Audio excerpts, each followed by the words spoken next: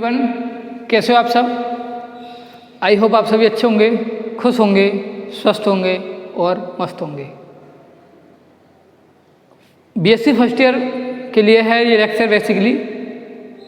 तो last video में हमने क्या किया था, गैलिलियन रूपांतरण की बात की थी। गैलिलियन रूपांतरण की इक्वेशंस क्या होती हैं वो निकाली थी। अब हम गैलिलियन रूपांतरण के कुछ नियम हैं, यानी कि उनमें संरक्षण कंजर्वेशंस के लॉ हैं, उनको देखेंगे। यानी कि हम जानते हैं संवेग संरक्षण का सिद्धांत क्या होता है, तो उसके बारे में, और ऊर्जा संरक्षण का सिद्धांत क्या होता है, उनके बारे में बात करेंगे।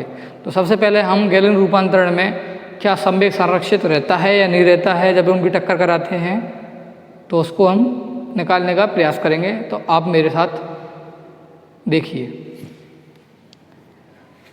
आप हेडिंग डालो, गैलिलियन रूपांतरण में संवेग संरक्षण।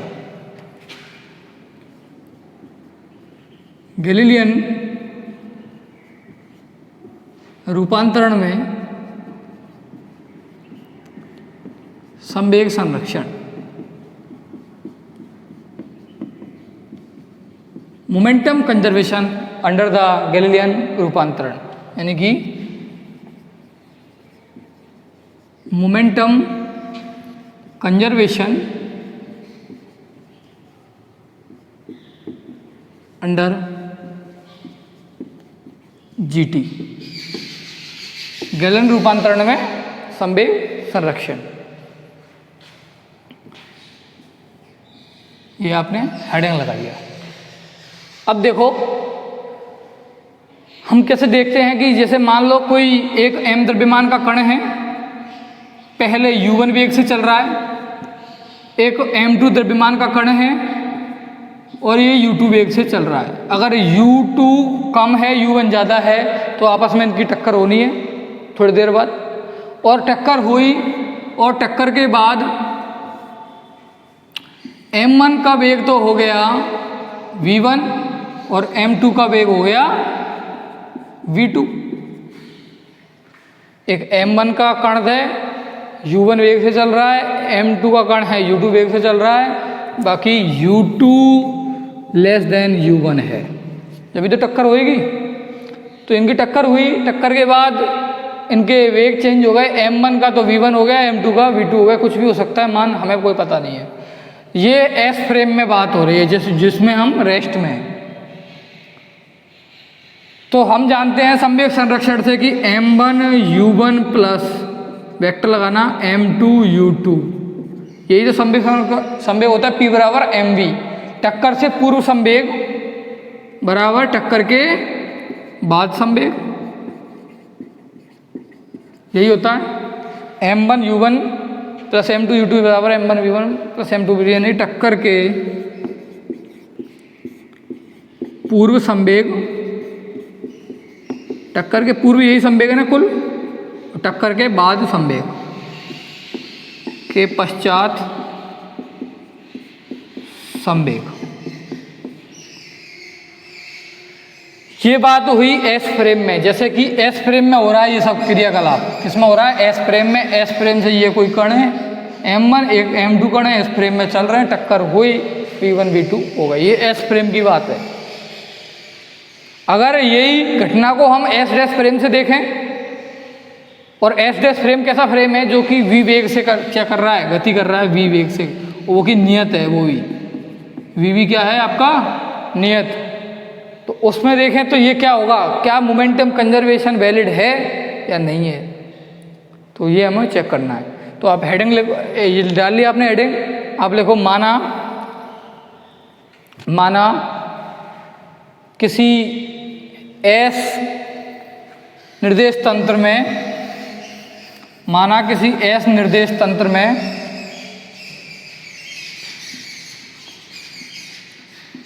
कोई कण m1 बराबर, कोई कण m1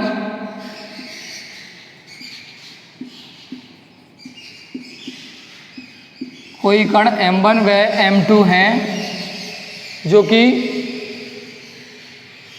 m1 व m2 हैं, जो कि u1 व u2 वेग से गति कर रहे हैं।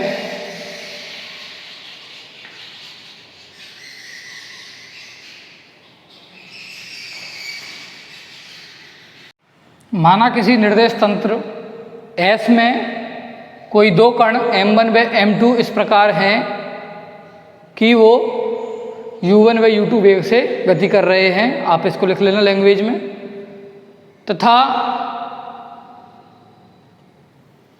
u2 is less than u1, bracket में लिखना, तथा u2 is less than u1। टक्कर के पश्चात उनके वेग क्रम से v1 व v2 हो जाते हैं, तो संवेग संरक्षण से टक्कर के पूर्व संवेग बराबर टक्कर के बाद संवेग, यानी कि m1 u1 plus m2 u2 बराबर m1 v1 plus m2 v2। अब आप लिखो, इसी प्रकार किसी अन्य जड़त्वीय फ्रेम F डैश में उनके वेग क्रम से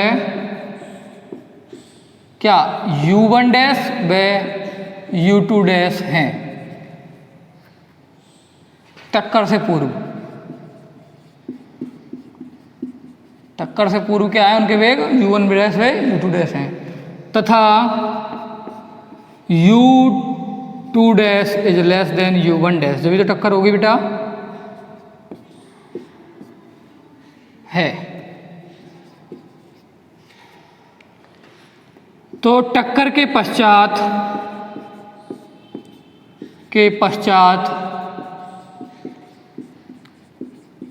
उनके वेग बदलकर क्रम से v1 डैश व v2 डैश हो जाते हैं।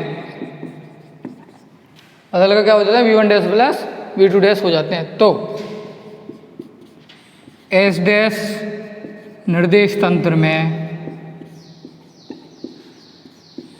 संवेग संरक्षण से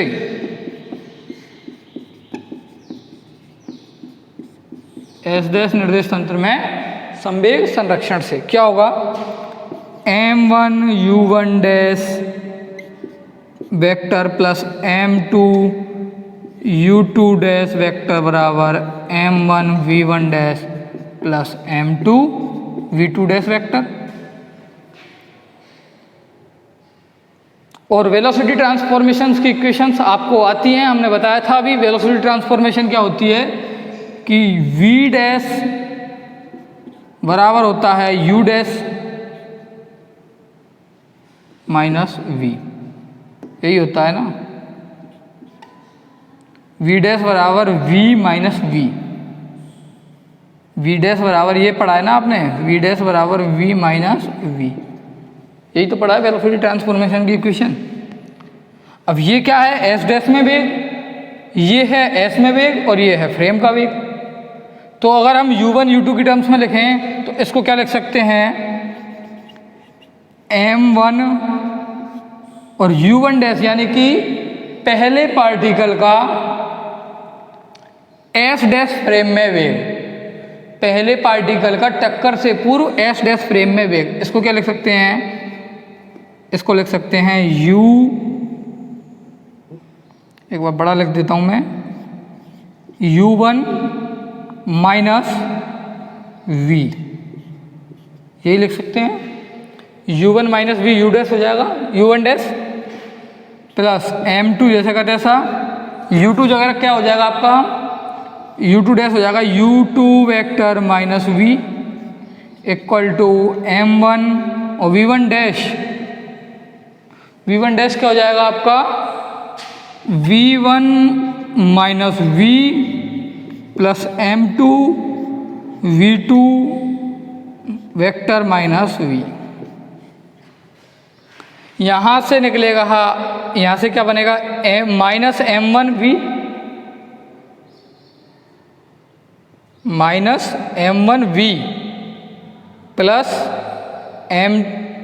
minus m2 v equal to minus m1 v और m2 v। तो ये क्या आ गया आपका m1u1 plus m2u2 equal to m1v1 plus m2v2। तो ये जो समीकरण है पहले वाली समीकरण ही है, इस टाइप की जो थी ये रही। इसका मतलब एस डैश फ्रेम, अगर एस फ्रेम में संवेग संरक्षण होता है तो एस डैश फ्रेम में भी संवेग संरक्षण होगा।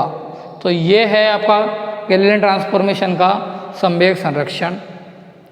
क्या है दोबारा बता देता हूँ कि अगर कोई दो कण हैं m1 और m2 जिनका टक्कर से पूर्व वेग है u1 u2, टक्कर के बाद v1 v2 हो जाता है s फ्रेम में, तो s फ्रेम में संवेग संरक्षण m1 u1 plus m2 u2 बराबर m1 v1 plus m2 v2 है।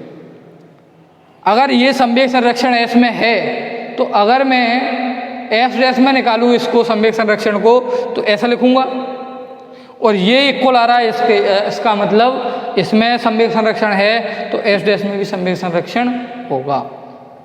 ठीक है बेटा, तो आज हमने ये संवेग संरक्षण पढ़ा था।